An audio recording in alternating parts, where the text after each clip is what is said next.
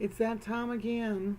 It is Monday, November 11th, and I'm just beginning to see the light come into the sky. I've been writing for about 3 hours and 20 minutes now, and I'm hoping that this video will make it under the 15 minutes that I'm allowed. So let's get to it, shall we? If I had to put a title on today's thought or today's inspiration, it would be Sometimes People Stink. It's true, they do. And I'm not just talking about this kind of stink. I'm talking about the kind of stink that makes them mean, stinky, cruel for no special reason, unusually ugly in not physical ways, but in emotional ways. The world's full of them. They are a major component in our existence. No matter how great or how small, people are a part of our reality. We cannot move, we cannot groove, we cannot smooth without them. They are important to us. Sometimes they can be our anchor, and other times they can be the rock that's tied around our neck that makes us sink into the sea of oblivion. Oftentimes they are a comfort to us. They offer us company, companionship, and contribute wellness to our soul and spirit.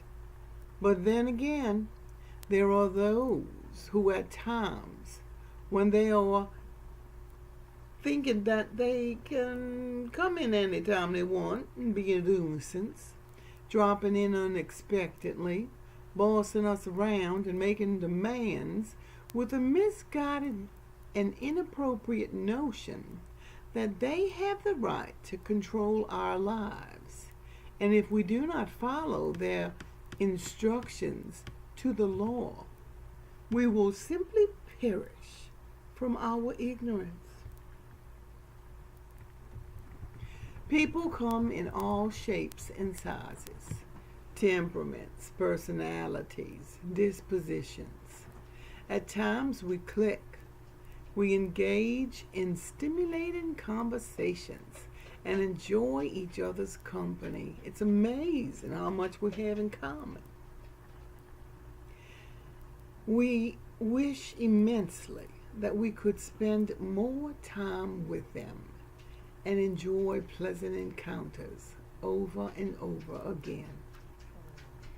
But at other times, we are clashing, getting seasick from the ups and downs or the bumpy ride we experience each and every time we have the pleasure or displeasure of their company.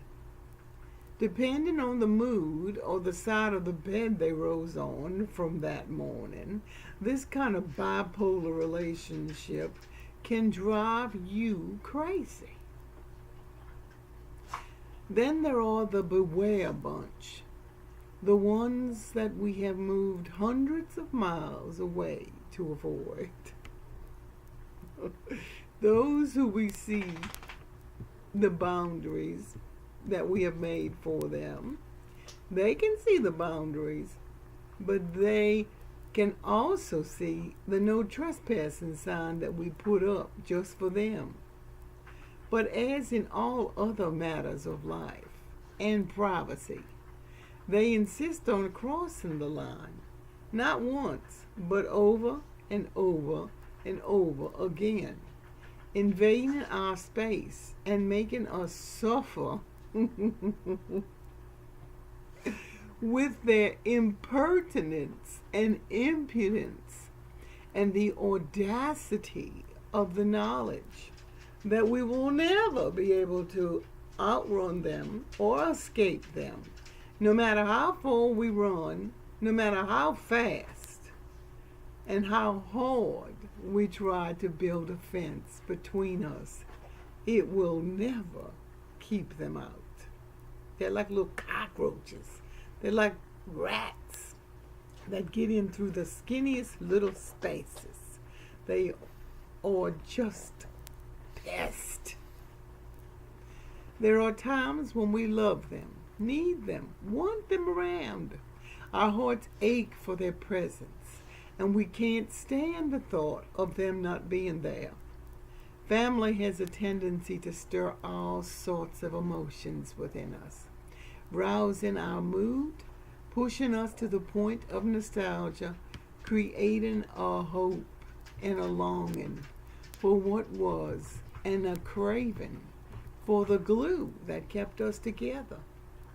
But then again, family has a way of turning from love and harmony to jealousy and hate, creating a rift that spans a river of troubled water, that has a bridge that can't be crossed because of the constant crumbling of that bridge that is created by envy, unforgiveness, and a world of hurt feelings. Wouldn't it be wonderful if we could just forget the bad, the awful things done to us, the misunderstandings, the arguments and contention, and only remember the good things and heal all of the wounds and injuries incurred in the journey that makes up our lives?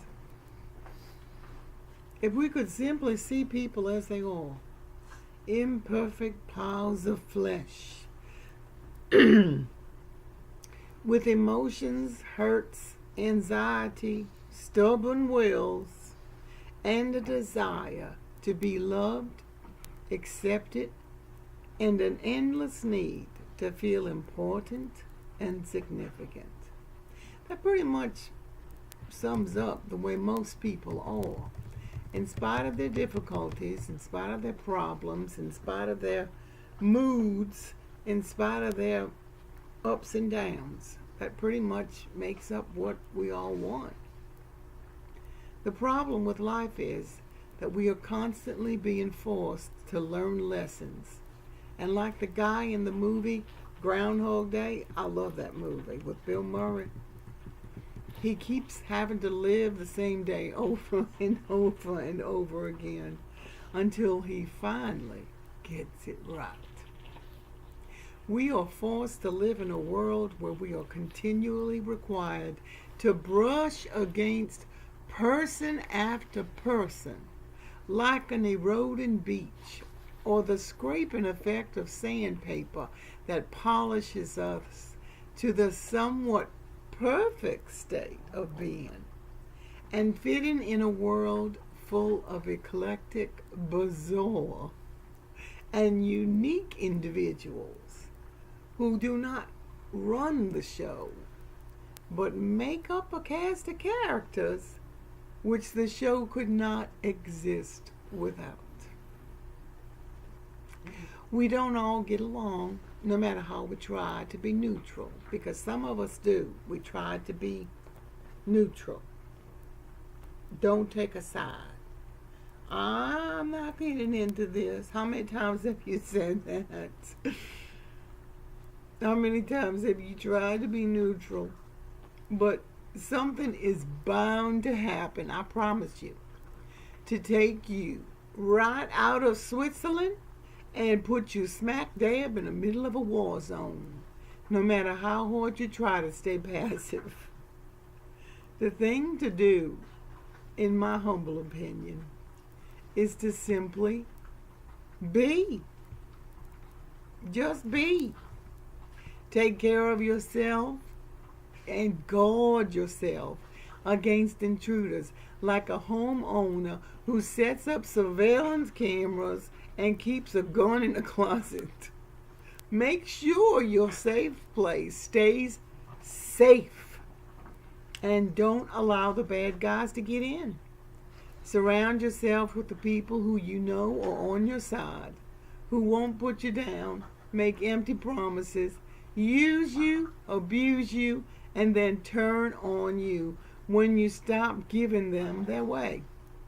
These are the kind of people who are toxic. Like poison contaminates a pot of coffee and makes it not only harmful, but often fatal to consume.